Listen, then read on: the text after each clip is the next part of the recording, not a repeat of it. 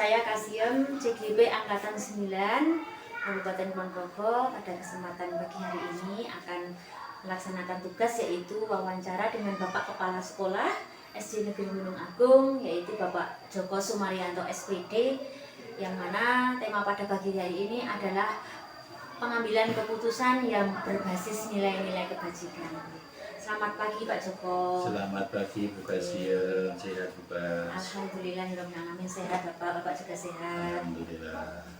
Bapak, seperti apa yang saya sampaikan melalui kemarin, pada pagi hari ini saya akan meminta waktu pada Bapak untuk mengadakan wawancara terkait dengan pengambilan keputusan yang berbasis nilai-nilai kebajikan. Ya.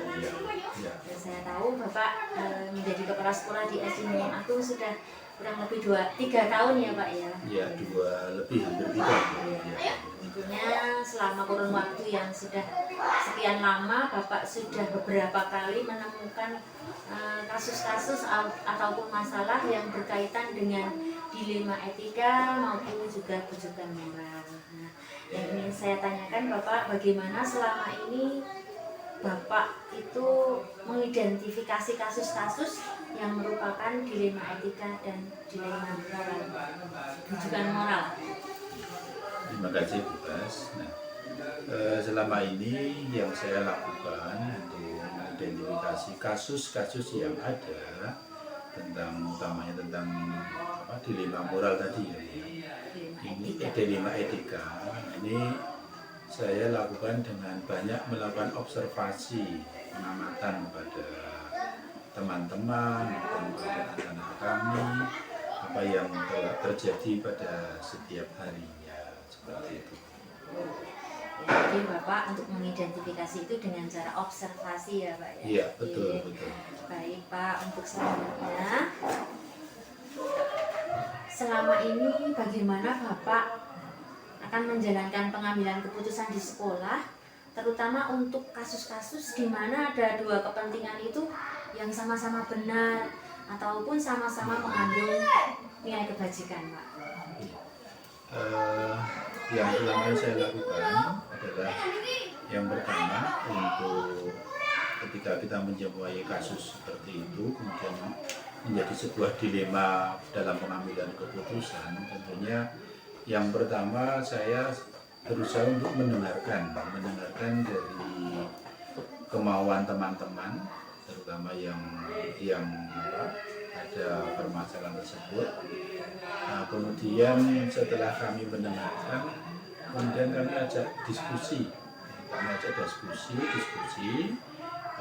tentang bagaimana sebaiknya untuk hal tersebut. Nah, kemudian ketika kita jumpai kok itu semuanya sama baiknya, ada dua hal yang sama baiknya, dan kita harus memilih mana yang harus kita lakukan. Yang pertama ya tentunya kita lihat dari skala prioritas pada waktu itu. Kalau misalnya di sini harus selesaikan, jika harus diselesaikan, maka kalau masalah yang harus diselesaikan dulu ya tentunya yang skala prioritas. Baik Pak, jadi kalau misalnya kedua-duanya itu sama-sama benar, nanti Bapak timbang-timbang terus mana skala prioritasnya yang mana yang harus didahulukan. Baik Bapak, untuk selanjutnya, selama ini bagaimana Bapak itu mengambil cara yang efektif untuk pengambilan kasus dilema etika itu Pak? Ya, seperti yang tadi saya sampaikan, yang pertama saya selalu berusaha untuk mendengarkan permasalahan yang ada itu, tidak serta-merta menjustis bahwa permasalahan itu tidak baik atau bernilai negatif, tetapi selalu saya dengarkan dari apa yang ada. Mungkin menurut pandangan saya pada awalnya itu tidak baik atau kurang tepat, tetapi setelah saya dengarkan kemauan dari teman-teman maupun dari anak-anak, ternyata ini sesuatu hal yang bernilai positif, sehingga saya berusaha untuk mendengarkan dari mereka semua. Iya Pak, jadi Bapak selalu mendengarkan dari teman-teman ya Pak ya, gimana ya itu nilainya positif, ya nanti itu akan menjadi keputusan yang Bapak ambil. Kemudian selanjutnya Bapak, kira-kira hal-hal apa saja yang selama ini menjadikan tantangan bagi Bapak untuk mengambil sebuah keputusan dalam dilema etika? Untuk yang menjadi tantangan selama ini, misalnya ya ini apa nih, karena teman-teman kami kita ya, teman-teman kita di sini kan beragam, dari ada yang junior, ada yang senior dan bahkan sudah lebih senior daripada saya. Nah untuk itu tantangan utama yang ada kalau saya ini adalah misalnya permasalahan itu ada pada di senior saya, bukan karena saya tidak berani untuk menyampaikan, bukan, tetapi karena kita berusaha untuk selalu ngewongke, orang Jawa yang ngewongke dengan teman, maka saya lebih harus berhati-hati ketika permasalahan itu timbul yang dengan lebih senior dari saya. Dan itu untuk hal tersebut saya pecahkan dengan selalu kami ajak untuk ngobrol bareng, diskusi bareng, kemudian kita mintakan pendapat dari yang lebih senior seperti itu. Iya Pak, jadi kalau misalnya ini tantangannya Bapak dari orang-orang yang teman-teman yang sudah senior Bapak tidak serta-merta ya Pak, tapi dengan cara ngobrol dulu ya Pak. Iya, selalu dengan ngobrol. Jadi tidak menyinggung perasaan, juga memanusiakan manusia tadi ya Pak. Iya. Oke, baiklah Bapak, untuk selanjutnya yang nomor 5, adakah seseorang antara faktor-faktor apa yang selama ini mempermudah Bapak dalam membantu mengambil keputusan dalam dilema etika? Saya selalu menganggap bahwa semua teman saya itu punya kelebihan, terutama yang baik yang senior maupun junior. Nah, untuk hal yang dilema moral etika seperti ini, saya sering mendengarkan dari masukan dari teman-teman senior saya untuk kami ajak sebagai kolaborasi untuk memecahkan permasalahan yang ada di sekolah kami. Begitu ya Pak ya. Jadi selalu berkolaborasi dengan teman-teman supaya bisa memecahkan permasalahan itu dengan bersama-sama ya Pak. Iya, betul. Kemudian Bapak, untuk selanjutnya, apakah Bapak itu memiliki sebuah tata cara atau jadwal tertentu dalam sebuah penyelesaian kasus dilema etika? Apakah Bapak itu langsung menyelesaikan di tempat atau memiliki sebuah jadwal untuk menyelesaikannya? Kemudian bentuk atau prosedur yang Bapak jalankan itu seperti apa? Ketika saya jumpai dilema etika yang ada, saya tidak serta-merta untuk kemudian memutuskan atau memberikan sebuah hukuman atau treatment gitu. Tapi saya selalu misalnya saya menjumpai itu, kemudian saya jadikan sebuah catatan dari diri saya, kemudian dari catatan itu kemudian kami gunakan untuk berdiskusi di waktu-waktu senggang ketika kami harus bisa obrolkan di kantor.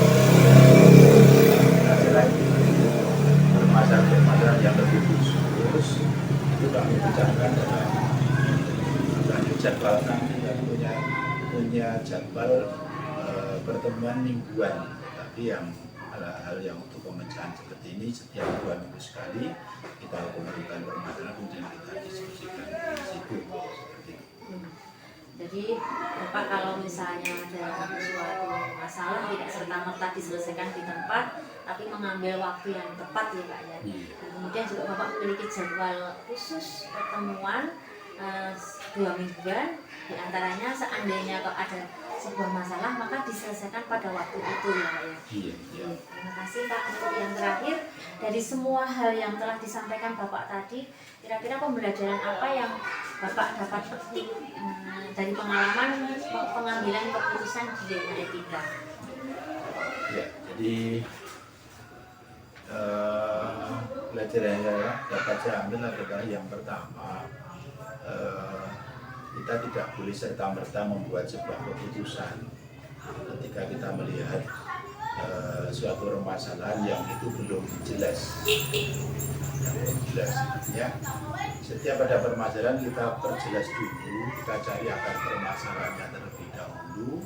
Kemudian setelah dengan hati yang tenang, kepala yang dingin, kemudian setelah mendengarkan pendapat-pendapat dari yang lain atau kemauan dari yang lain, barulah bisa kita ambil sebuah keputusan tersebut, supaya keputusan itu bisa menguntungkan kepada semua, atau bahkan kemudian itu tidak menimbulkan permasalahan yang baru. Seperti itu kita semua. Baik Bapak, terima kasih. Ini Bapak sudah menjadikan apa-apa yang sudah menjadi pengalaman dan Bapak bisa memetik ya Pak. Kalau misalnya ada sebuah masalah, kemudian semuanya itu difikirkan baik-baik dengan kepala dingin dan juga dengan musyawarah, sehingga nanti keputusan yang dihasilkan itu bisa menguntungkan bagi kita semua, begitu ya Pak. Iya, betul. Baik Bapak, terima kasih sekali atas waktunya. Bapak sudah memberikan jawaban-jawaban yang kami sampaikan dari pertanyaan kami. Semoga nanti ini menjadi bekal saya jika suatu saat kok nanti Allah mentakdirkan saya menjadi pemimpin, sudah menjadi bekal bagi saya. Amin, amin. Terima kasih sekali Pak Joko. Mungkin cukup sampai di sini dulu wawancara kita ya Pak ya. Iya Bu Kasiem, pokoknya selalu semangat ya Bu Kasiem ya dalam CGP. Semoga sukses semuanya dan bisa lulus dengan tepat waktu. Terima kasih Bapak atas nasihat-nasihatnya dan juga doa dan dukungannya selama ini. Wassalamualaikum warahmatullahi wabarakatuh. Waalaikumsalam warahmatullahi wabarakatuh.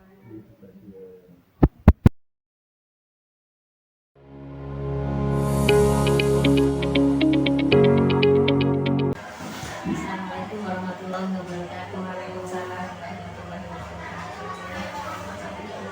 Dari waktunya ya Bu ya. Seperti apa yang kita sampaikan kemarin Ibu, bahwa hari ini saya ingin berbincang dengan Ibu diwawancara terkait dengan pengambilan keputusan seorang pemimpin yang berbasis dengan nilai-nilai kebajikan. Pertama Ibu yang bertugas di sini SD Sangon ya Bu ya. Mungkin Ibu juga sudah pernah mengalami beberapa kasus sehingga itu menimbulkan sebuah dilema etika maupun dilema ataupun tujuan moral ya. Nah, Ibu, untuk pertanyaan yang pertama, bagaimana Ibu dapat mengidentifikasi kasus-kasus yang merupakan dilema etika ataupun tujuan moral? Saya berusaha untuk menjawab ini sesuai dengan apa yang saya alami ketika di sekolah kami itu ada suatu permasalahan. Yang pertama kita lakukan itu permasalahannya kemudian kita tidak serta-merta dalam mensikapinya. Pertama yang kita lakukan adalah mencari informasi tentang permasalahan itu. Kemudian setelah itu kita kalau semacam apa itu mengumpulkan data-datanya ya. Kemudian baru kita melaksanakan pengambilan keputusan. Seperti itu cara mengidentifikasi masalah itu Ibu dengan cara mengamati dulu ya Bu, menggali informasi, mungkin tidak hanya dari satu pihak saja, dan nanti Ibu tidak salah dalam betul sekali. Baik Ibu, untuk selanjutnya selama ini bagaimana Ibu dalam menjalankan pengambilan keputusan di sekolah Ibu, kalau misalnya ada sebuah kasus yang itu sama-sama benar, sama-sama mengandung nilai kebajikan tetapi bertentangan. Begini Bu, ini sudah menjadi sejak awal saya di sebagai sekolah. Seandainya suatu ada kasus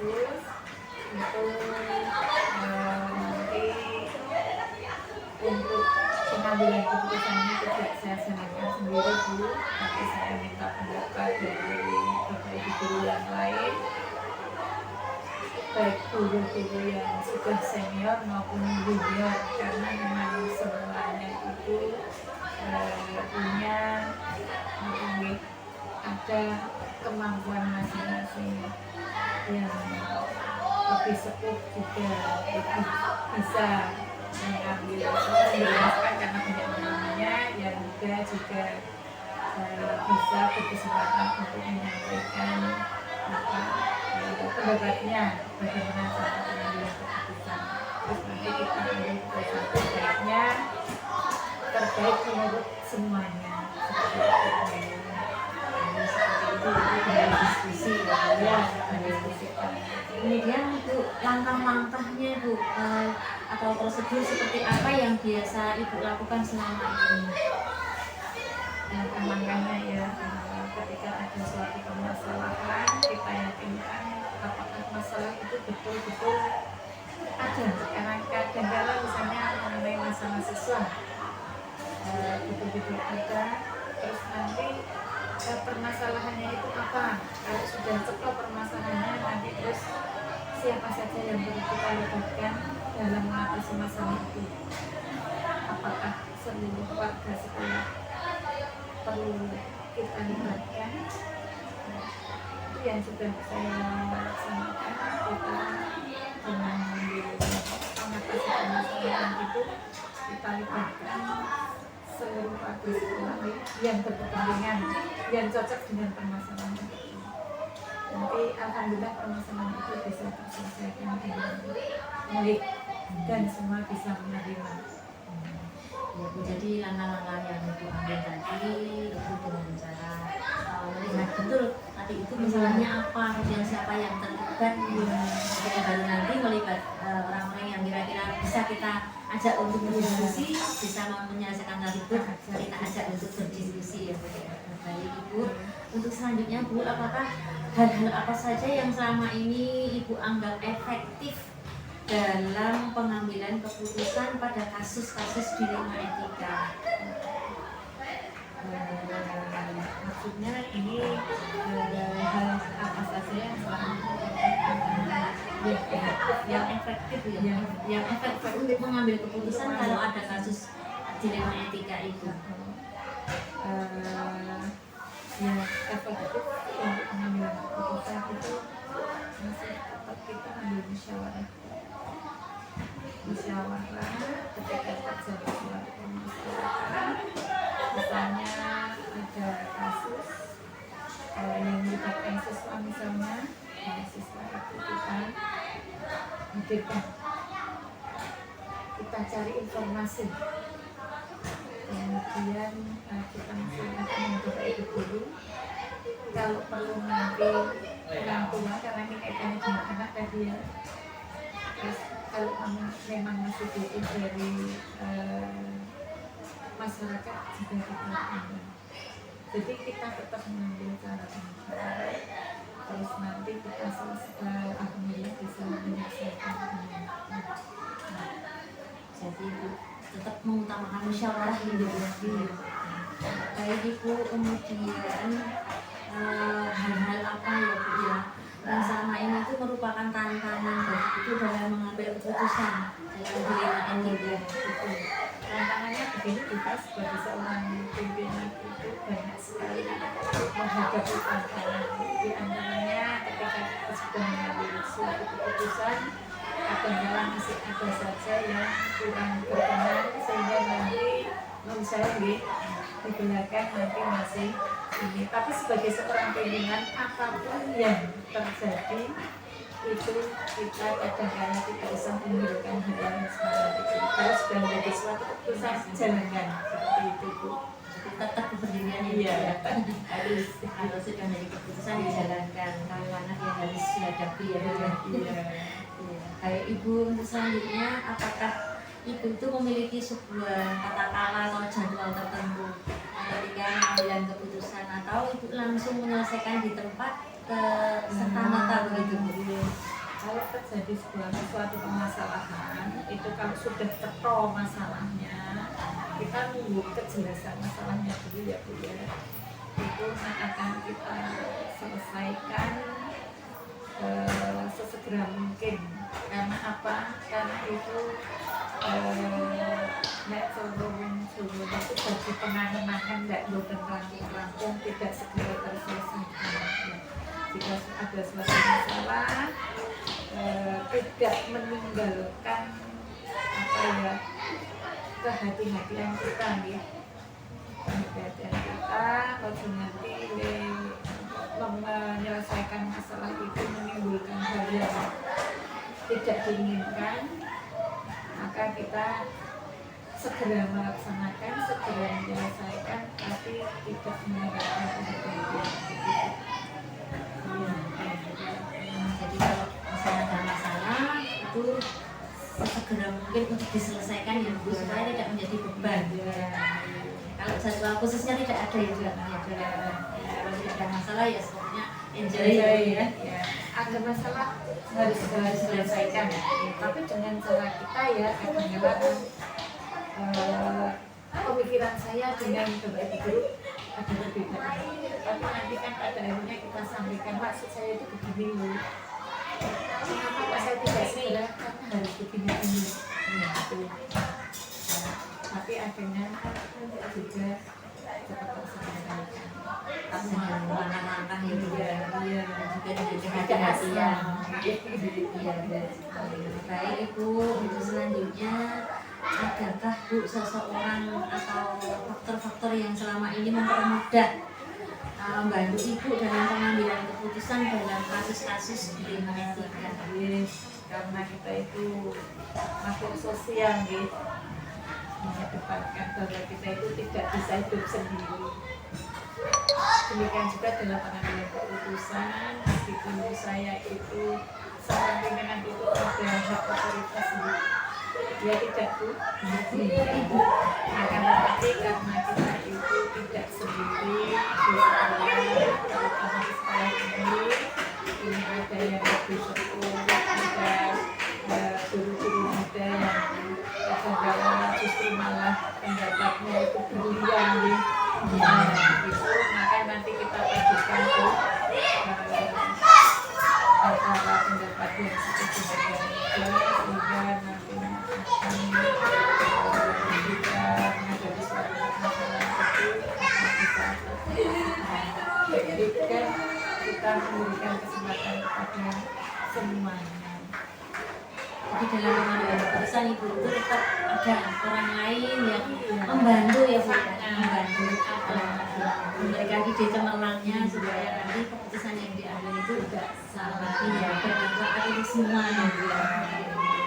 Baik Bu, terima kasih atas jawaban-jawabannya. Kemudian yang terakhir Ibu, dari semua hal yang disampaikan oleh Ibu tadi, kira-kira pembelajaran apa ataupun apa yang dapat Ibu petik dari pengalaman pengambilan keputusan dilema etika yang selama Ibu sudah mengalami? Maksudnya gimana juga? Jadi Ibu kan sudah pernah mengambil keputusan dalam suatu masalah, yaitu apa yang bisa Ibu petik dari itu hikmah? Oke. Jadi dalam apa yang bisa saya ambil dalam saya mengambil keputusan selama ini, bahwa ternyata sebagai seorang guru itu tidak mudah,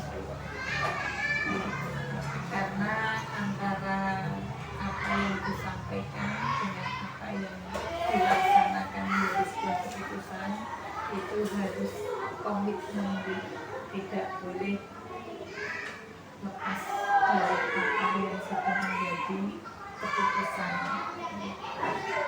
Jadi sebagai seorang pimpinan, kalau memutuskan sesuatu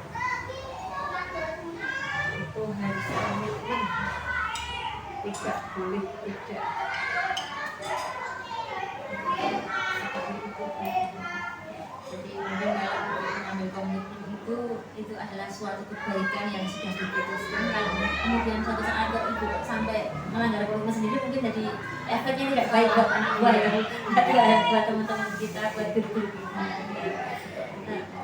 Iya Bu, baik Ibu, terima kasih sekali Ibu sudah meluangkan waktu untuk saya, membantu saya dalam menyelesaikan tugas pendidikan guru negara yang sekarang sudah sampai di ujung modul yang ketiga Bu. Jadi karena ada 3 modul yang harus kami selesaikan, dan ini adalah sudah sampai pada modul 3 itu 1 tentang pengambilan keputusan yang berbasis nilai-nilai kebajikan.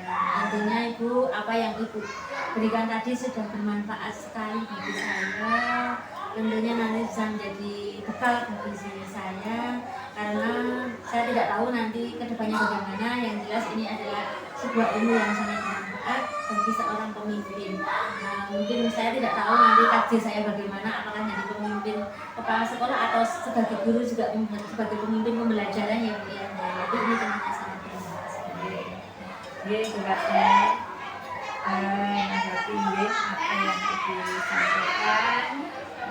Saya mohon maaf apabila dalam hal ini saya masih banyak kekurangan, saya mohon kemudian saya ikut mendoakan semoga publikasi sukses dalam segala hal, terutama dalam hal ini dalam menyelesaikan tugas di modul berapa? Di 3.1. Semoga sukses dan nantinya mudah-mudahan panjenengan bisa menjadi seorang pemimpin, menjadi kepala sekolah gitu, yang bisa membawa kemajuan di dunia pendidikan dimanapun panjenengan ditugaskan. Terima kasih ya Bu. Saat itu saya mohon pamit. Assalamualaikum warahmatullahi wabarakatuh. Waalaikumsalam.